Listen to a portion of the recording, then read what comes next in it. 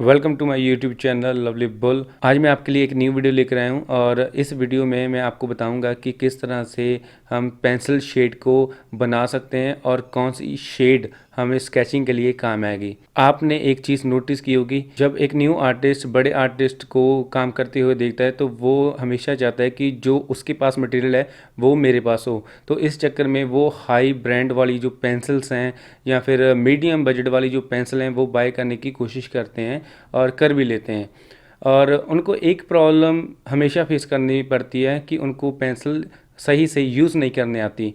तो उसके लिए आपको एक चीज़ करनी पड़ेगी जो इस वीडियो में मैं आपको करके दिखाऊंगा। सबसे पहले आपने एक शेडिंग के लिए सेंटेंसल बनाना है और एच से लेकर जितने भी आपके पास ग्रेड की पेंसिल हैं उन सभी को आपने अच्छे से यूज़ करके देखना है। अगर आप ब्लेंड करना चाहते हो तो उसको ब्लेंड करके भी देख सकते हो। अगर और किसी मटेरियल के साथ यूज़ करना चाहते हो तो वो भी आप करके देख सकते हो। तो यही चीज़ मैं इस वीडियो में आपको करके दिखाऊंगा कि अगर मैं लो बजट वाली या हाई बजट वाली पेंसिल को सबसे पहले बाय करता हूँ तो मैं किस तरह से उसको यूज़ करके देखूंगा ताकि मुझे स्केचिंग करने में कोई प्रॉब्लम ना आए। तो चलिए वीडियो शुरू करते हैं। कुछ मैंने इस तरह का एक सेंटेंसल बनाया हुआ है पेंसिल के साथ, जिस तरह से आप ऊपर देख सकते हो, जैसे H, HB, B2, B4, B6। ऐसे ही अगर आपके पास और कई सारी पेंसिल्स हैं तो आप वो भी इसमें लिख सकते हैं। इस सर्कल में आपको मैं 2B से लाइट टू डार्क शेड करके दिखाऊंगा और इस सर्कल में मैं आपको ब्रश के साथ शेड करके दिखाऊंगा कि किस तरह से लाइट और डार्क का इफेक्ट देते हैं। इस एरिया में मैं डार्क टोन से लाइट टोन शेड करके दिखाऊंगा और ब्रश के साथ ब्लेंड भी करूंगा। शेडिंग वर्क करने से पहले मैं आपको एक चीज़ बताना चाहता हूँ कि जब भी आप आउटलाइन लगाएं या कोई ड्राइंग करें तो जितनी भी आपने लाइंस लगानी है वो बिल्कुल लाइट लगानी है। आपने पेंसिल को शीट पे दबा के यूज़ नहीं करना। होता क्या है कि जब हम शीट पे पेंसिल को दबा के यूज़ कर लेते हैं तो उसकी जो ट्रेसिंग है उसके ऊपर लग जाती है और इरेज करने पर भी वो दूर नहीं होती। आप देख सकते हैं कि ऊपर वाली जो लाइन है वो इरेज हो गई है और जो नीचे वाली ट्रेसिंग थी वो वैसे की वैसे ही शीट पे लगी हुई है। अब मैं एच की जो पेंसिल है उसके साथ शेडिंग कर रहा हूँ और ये स्मूथ शेडिंग करने की कोशिश करूँगा और बिल्कुल भी इस पे प्रेशर नहीं डालूंगा। एच की पेंसिल के साथ मैंने शेडिंग जो है कंप्लीट कर ली है। आप देख सकते हैं कितनी स्मूथ है और एच जो पेंसिल है वो बिल्कुल लाइट है और इस पे मैंने बिल्कुल भी प्रेशर नहीं डाला। अब मैं एच बी पे वर्क करना शुरू करूँगा। अब मैं एच बी पेंसिल के साथ शेडिंग कर रहा हूँ और आपको बाद में देखने को ये मिलेगा कि जो एच बी पेंसिल है वो एच से थोड़ी सी डार्क है और जितना मैंने एच पे प्रेशर डाला था और उतना ही मैं एच बी पे भी प्रेशर डाल रहा हूँ। एच बी की शेडिंग जो है कंप्लीट हो चुकी है। तो आप देख सकते हैं कि जो एच की शेडिंग है और एच बी की शेडिंग है वो इससे थोड़ी सी डार्क हुई है और बिल्कुल स्मूथ करने की कोशिश की है। अब मैं B2 पे शेडिंग करने वाला हूँ और आप देख सकते हैं कि जैसे मैंने एच पे शेडिंग की, एच बी पे शेडिंग की, उसी तरह से मैं B2 पे भी करूँगा, B4 पे भी करूँगा और B6 पे भी करूँगा।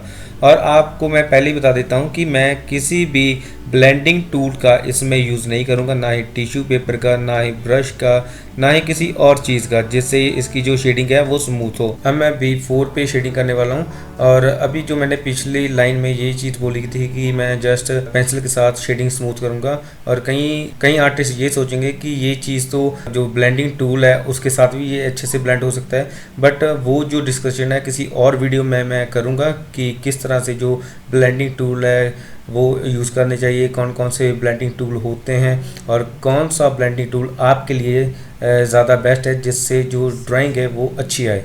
अब मैं B6 पे शेड कर रहा हूँ और इस पे मुझे हल्का प्रेशर डालना पड़ेगा ताकि B4 से B6 डार्क शेड दे।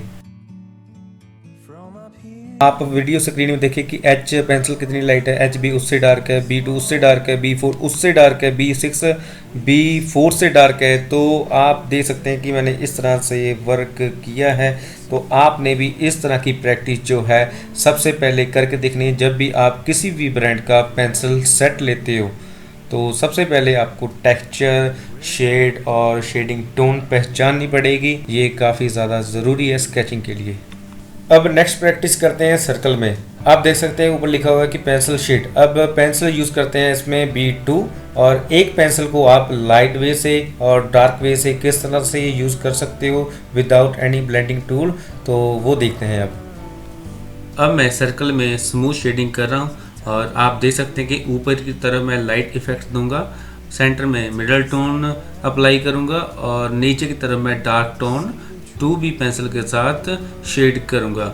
आप एक चीज़ से आइडिया लगा सकते हो, अगर ऊपर की तरफ मैंने 5 टाइम पेंसिल के साथ शेडिंग की तो आप इससे आइडिया लगा सकते हो कि अगर मैंने ऊपर की तरफ 5 बार पेंसिल चलाई, सेंटर में मैं 15 से 20 टाइम पेंसिल चलाऊंगा, जहाँ पर मैं डार्क टोन दूंगा वहाँ पर मैं 30 से 35 टाइम जो है पेंसिल यूज़ करूँगा, ताकि ऊपर की तरफ स्मूथ शेड, सेंटर में मिड टोन और नीचे की तरफ डार्क शेड आए।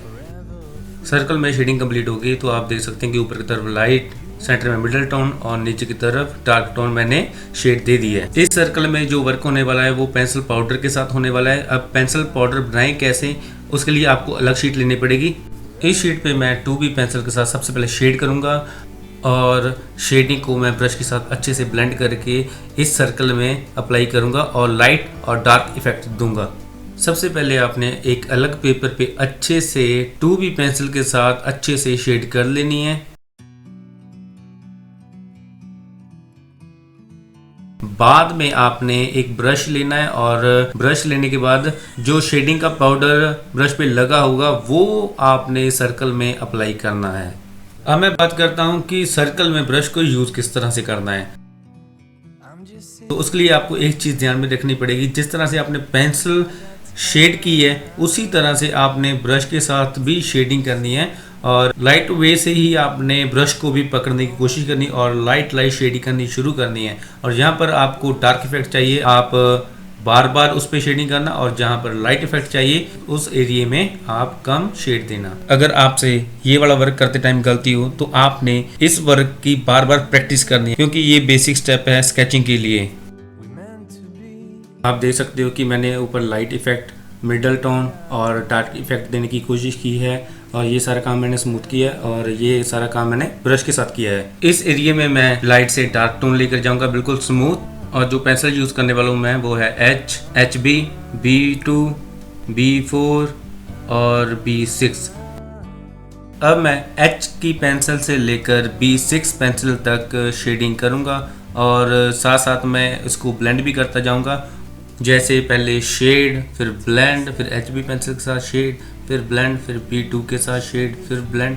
तो इस तरह से आपको 2 टाइम शेड करनी होगी। तो ये मैं सबसे पहले फर्स्ट कोट कर रहा हूँ और इसके बाद मैं सेकंड कोट करूँगा।